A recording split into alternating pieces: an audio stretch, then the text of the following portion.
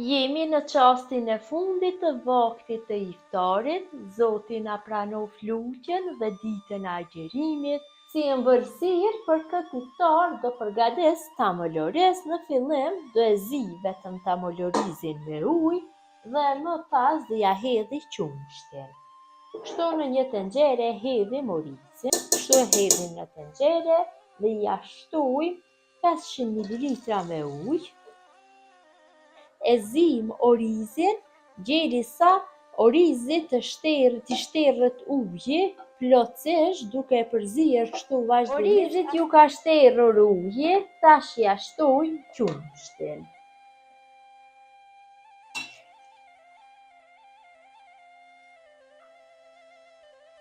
Dhe ja shtojmë një vanilë sheqeri për aromë. Ja shtojmë tash, kur t'ja shtojmë qumshtin që ta merr mirë aromën e vanilës dhe përzijem kështu masën mirë, që orizi mos ngele topka. Dhe kështu tamolorizin e zijem në temperaturë të ulët për 40-45 minuta, duke e përzier her pas here derisa tamolorizi të troshet dhe më pas do ja hedhim sheqerin. Si t'lia që është troshur, tash është gati për m'ja hedhur sheqerin.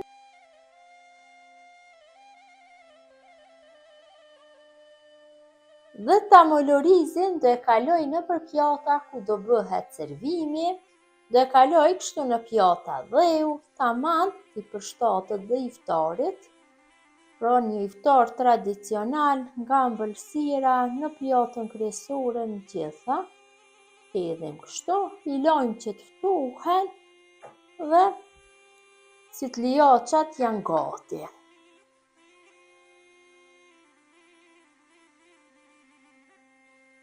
Derisa ëmbëlsira është në ftohje, ne përgatisim menyn kryesore të këtij iftarit.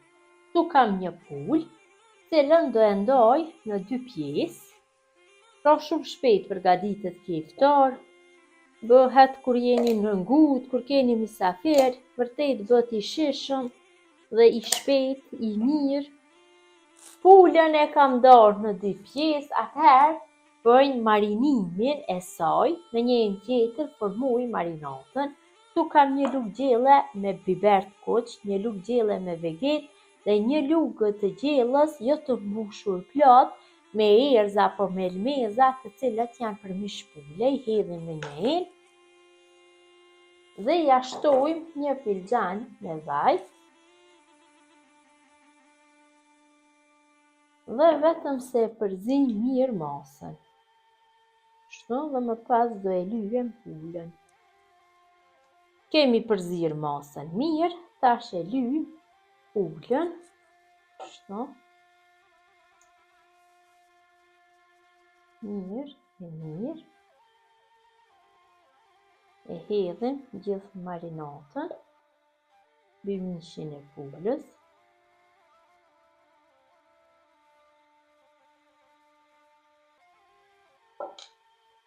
Dhe nga ana tjetër. Dhe marinimin kështu me anë të duarve përhapi mirë nëpër sipërfaqen e mishit të pulës. Mundohemi ta bëjmë çdo cep me marinim.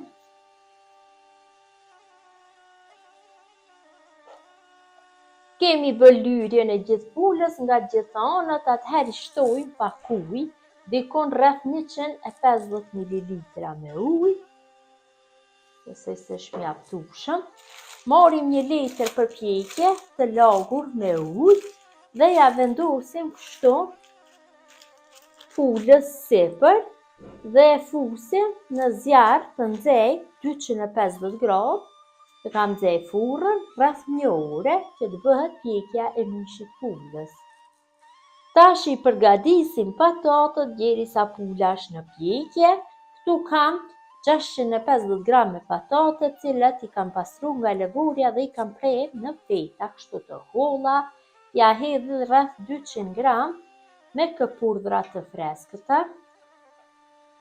Vërtet bëhet shumë e mirë kështu në tava. Kur ta hedhim, i hedhim melmeza, një lugë mesme me origano, një lugë e gjysmë të mesme me vegetë dhe një lugë të mesme me biber të kuq. Shtojmë vaj, shto dikon rreth 40 ml ose 3-4 lugë gjelle. Shtojmë 150 ml me ujë të kripur dhe pak ujë shtojmë. Dhe vetëm se e përzi mirë masën kështu me dorë, që të bëhen gjithë patatët me melmeza dhe me ujkën e kripur. Ndohemi ta bëjmë përzierjen mirë.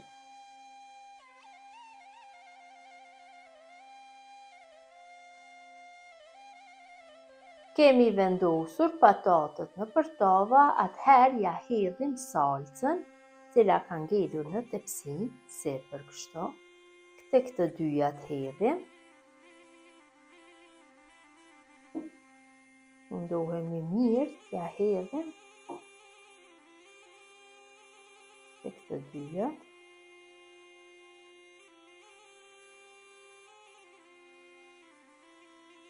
Dhe tavat i fusim në zjarr për 40 minuta. Gjithashtu për iftar do përgatis petulla, nuk do përgatis për këtë iftar bukë. Petullat shpejta, lehta, nxehta shkojnë shumë. Filloj me përgatitjen e petullave të gjata. Pra, kështu në një enë më të madhe i hedhim 2 vezë. Shtojmë një lugë të mesme, me kryp. Dhe masën e përzijem pak, kështu, me një tel kuzhine. Ja shtojmë një pluhur përpjekje, ndihmon që të aktivizohen vezët. E përzijem. Kam përzijer mirë masën, tash ja shtoj 250 ml me jogurt. Ose me kozë, varet çka ju qëllon në shtëpi. E përzim përsëri masën dhe ja shtoj millin. Gjithsej na nevojiten 550 ose 600 gram me mill për këto masa të petullave. Brumi përzihet në fillim me lugë dhe më pas fillojmë që ta punojmë me dorë.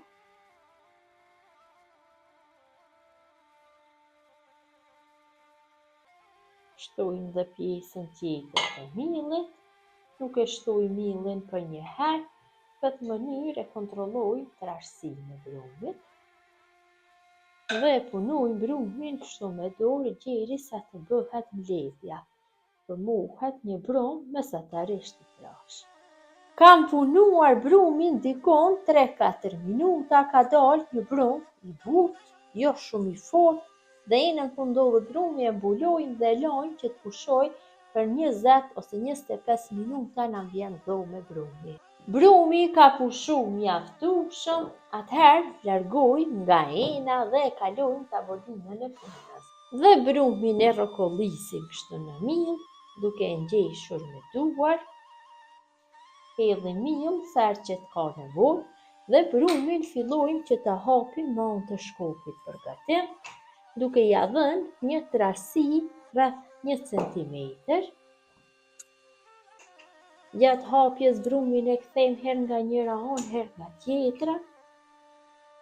Mundohemi që t'ja japim formën në një drejtkantshi kur ta hapim tash brumin, që t'i bëhet prerja më e mirë petullave. Kemi hapur brumin në trashësinë e duhur dhe ja kemi dhënë formën e dëshiruar. Atëherë do bëjmë prerjen, pra kështu në forma të zgjatura.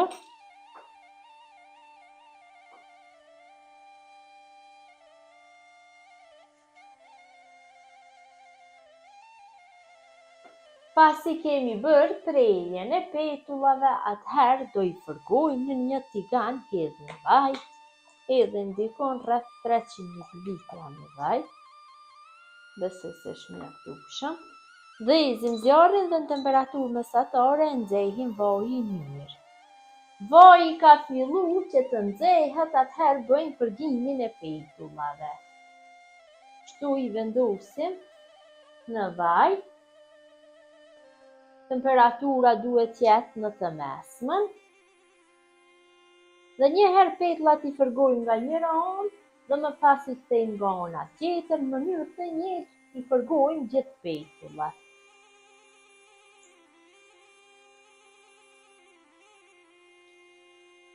Petullat janë skuqur nga njëra anë, atëherë i kthejmë nga ana tjetër dhe nga ana tjetër, kështu ja japim një skuqje.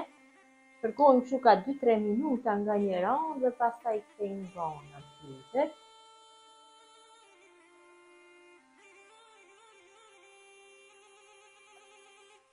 Pa tjetër se për iftar do na nevojitet turshi apo sallat.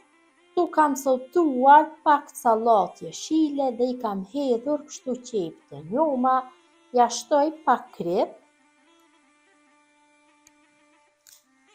një lugë jo të mbushur plot gjellës, me uthull molle, unë e kam përgatitur vetë në shtëpi.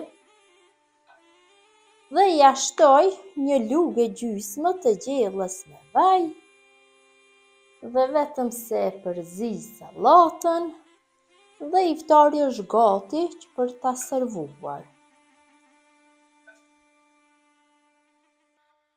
Jemi vetëm disa qaste para iftarit dhe në fund na ka ngelur supa. Këtu kam lëng mishit viçit, rreth 1 litër dhe do ja shtoj një supë të gatshme, supë lope kështu të gatshme. Ja shtoj një paketim, e përzi masën dhe e zi vetëm dikun 6-7 minuta, ja uli pak temperaturën dhe supa do jetë gati. Jemi vetëm disa minuta para vaktit të iftarit, tash do servojmë sofrën.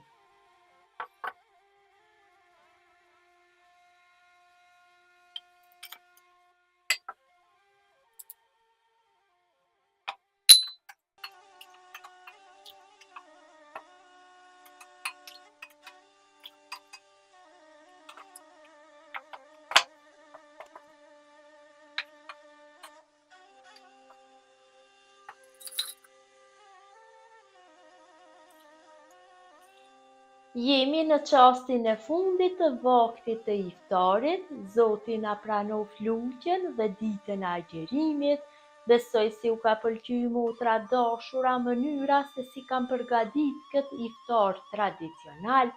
Gjithë ju që do e përgatisni në këtë mënyrë, ju bëft mirë, kurse ju motra që më përkrahni në video vazhdimisht, ju falinderit. Mirëmbëjtje nga sofra shqiptare deri në recetën e radhës.